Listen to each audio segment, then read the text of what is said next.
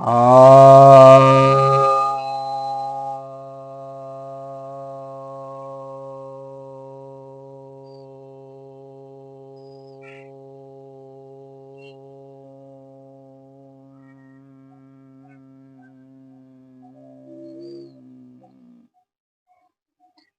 सभी भक्तजनों को सप्रेम नमन। तो आज मैं आपकी जिज्ञासा का समाधान लेकर आया हूँ। एक जिज्ञासा यह आई है कि जनता राज पार्टी का एक मुद्दा है कि अमीरों की संपत्ति गरीबों में 20 और 1 अनुपात में बांटी जाएगी, परंतु सुप्रीम कोर्ट ने निजी संपत्ति के अधिग्रहण पर रोक लगा दी। क्या अब यह मुद्दा खत्म हो गया मान लिया जाए? नहीं, मुद्दा खत्म तो नहीं हुआ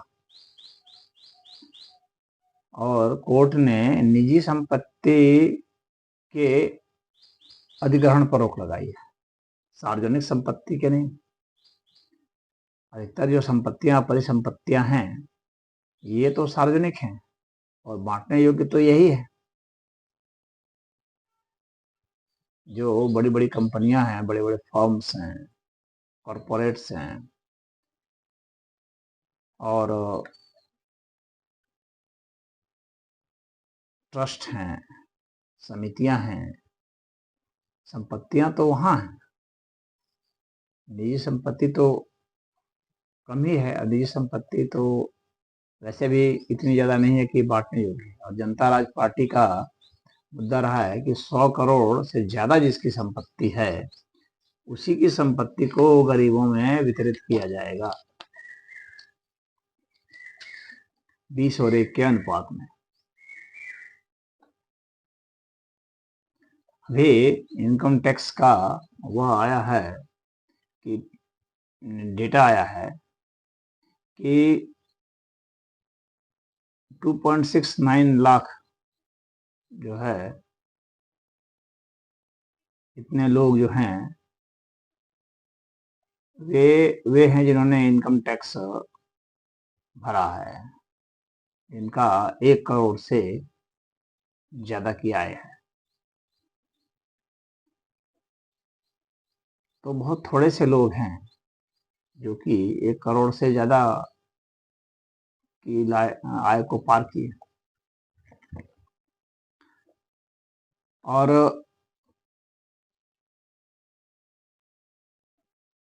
बहुत हाई इनकम ग्रुप में अगर हम देखेंगे तो सिर्फ 1078 लोग के विषय में बताया गया है कि इनका मात्र 1078 आदमी जिनकी आय जो है $100 मिलियन से ज्यादा है और मात्र 123 लोग हैं जिनकी आय जो है $1 अरब से ऊपर है।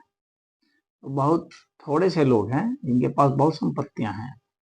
यह तो निजी संपत्तियों की बात हुई, लेकिन जो सार्वजनिक संपत्तियां हैं उन संपत्तियों को बांटा जा सकता है। ये निजी संपत्ति वाले भी जो हैं, अगर बात करें तो ये देश का कुल धन का 1% लोगों के पास है। कितना कुल धन? 40.6%। देश का कुल धन 40.6%। ये क्रेडिट्स उसी जो उसकी रेटिंग है उसके हिसाब से बता रहा हूँ। ये 40.6% धन मात्र 1% के पास है। तो आप देख सकते हैं कि असमानता, आर्थिक विषमता कितनी ज्यादा है। तो इसलिए इसको बांटा जाना अनिवार्य है। कुछ लोगों को यह भय है, कुछ लोगों का यह मानना है कि ऐसा करने से, यानी सार्वजनिक संपत्ति को बांटने से कोर्ट ने मना नहीं किया है। सार्वजनिक संपत्ति जो है, जैसे पब्लिक लिमिटेड कंपनियां हैं या प्राइवेट लिमिटेड कंपनियां हैं या और भी जो कॉरपोरेशन हैं या फिर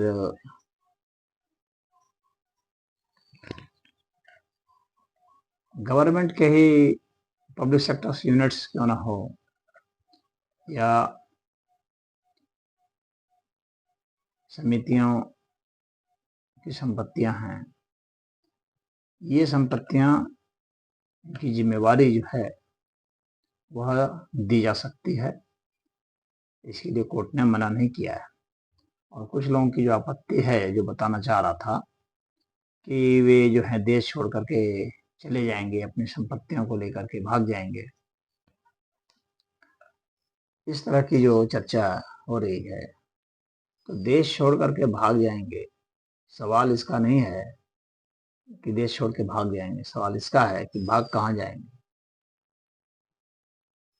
कहीं भी जाएंगे तो अगर हर जगह यही लॉ होगा तो फिर कहाँ जाएंगे, क्योंकि गरीब आदमी सब जगह है, मध्यम वर्ग सब जगह है, सरकारें सब जगह हैं, तो सभी जगह यह कानून बनाया जा सकता है, तो वहां से उन्हें लाया जा सकता है, कहीं नहीं जा सकते।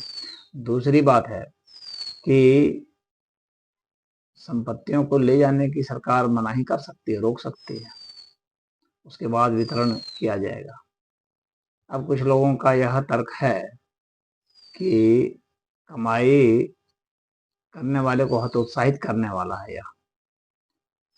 ऐसा नहीं है, ऐसा नहीं है कि नीचे के लोग जो हैं, जिनके पास कम संपत्ति है, वे कम काम करते हैं, ऐसा नहीं है। उनको कम मुनाफा मिल रहा है, वे लूट नहीं पा रहे हैं, और ऊपर वालों को लूट की छूट है, ऐसे कानून बने हुए। तो उन कानूनों को बदल करके सबके लिए एक लेवल प्ले ग्राउंड होना चाहिए। और जब प्रतिभा का अंतर 20 और 1 का है, तो कोई कैसे अत्यधिक इकट्ठा कर सकता है। संपत्ति आप समाज से ही कमाते हैं, समाज में ही बेचते हैं, तो समाज के प्रति आपकी भूमिका तो आ ही जाती है। और यह कहना कि हतोत्साहित किया जा रहा है, तो ऐसा नहीं है, बल्कि यह अच्छे से और प्रोत्साहित करेगी। यह उसकी एक सामाजिक जिम्मेवारी, भूमिका, जो कि आज नजरअंदाज किए गए लोग, उसको भी लेकर के चलेगी। आप समझेंगे कि आप सिर्फ जो है अपने लिए नहीं कमा रहे हैं, आप सबके लिए कमा रहे हैं। आपको परमात्मा ने यदि कमाने की ताकत दी है तो सबके लिए है। यदि आप अध्ययन करते हैं, आपको बहुत ज्ञान है, तो सिर्फ इसलिए नहीं दिया है परमात्मा ने आपको ज्ञान कि आप अपने पास रखें, उसको वितरित करने के लिए दिया है। तो चाहे ज्ञान है, चाहे बल है, चाहे धन है, किसी प्रकार का कोई बल है, वह सबके लिए होता है, वह आपके लिए निजी नहीं होता है। निजी जो है, जो स्वार्थपन है, यह जो है मनुष्य के विकास को रोकता है, अवरुद्ध करता है। चाहे संपत्ति हो, चाहे ज्ञान हो, चाहे और किसी भी प्रकार की बात हो, कला हो, सभी में वह बांटने के लिए ही होता है, वो दूसरों को देने के लिए ही होता है।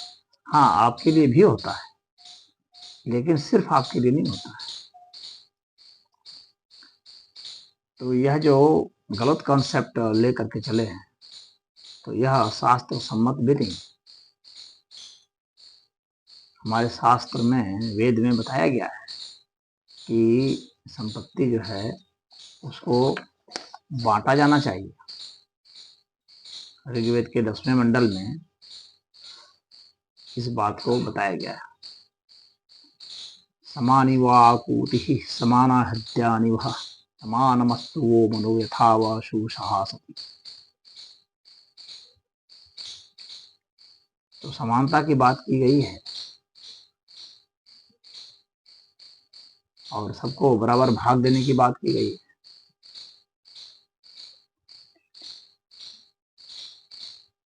हमारे मन समान हो, हमारे विचार समान हो, बुद्धि समान हो, धन समान हो, सब चीज में समानता की बात की गई है। संकल्प समान हो।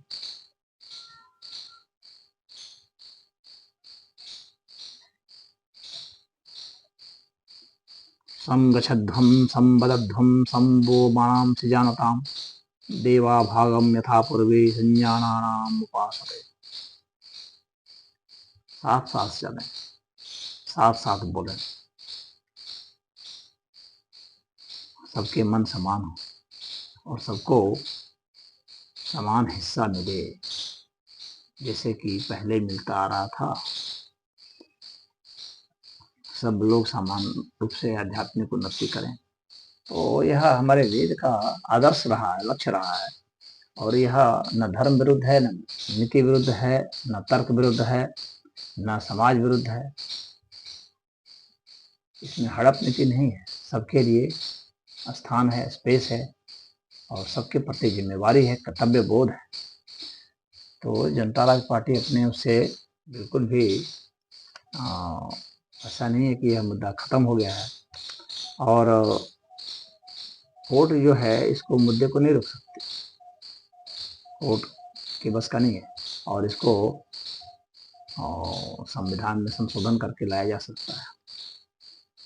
संविधान में संशोधन करने का अधिकार तो है ही जनता को और पार्टियों को, इस संविधान के वर्तमान संविधान के अनुसार भी। तो कोर्ट का यदि कोई ऐसा भी निर्णय आता है जिसमें कि अवरोध किया जा सकता है, तो उस निर्णय को पलटा भी जा सकता है। न्याय के लिए